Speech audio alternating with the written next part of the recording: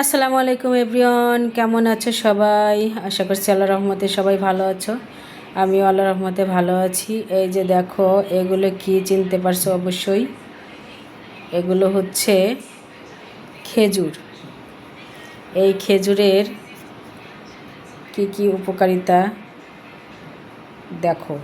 Potassium, calcium, manganese, phosphorus, zinc, fibre, vitamin B ভরপুর মাত্রায় মজুদ থাকে। কিন্তু আমরা ক্ষেত্র বিশেষে খেজুরকে সেবন করি, নিয়মিত আমরা খেজুর সেবন করি না। যদি মাত্র 3টি করে খেজুর আপনি প্রতিদিন নিয়মিত সেবন করতে পারেন, আমাদের শরীরে কিছু আশ্চর্য উপকারিতা পেতে দেখা যায়।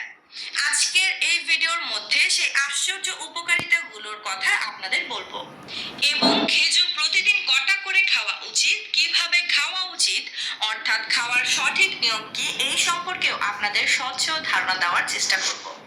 আসসালামু আলাইকুম।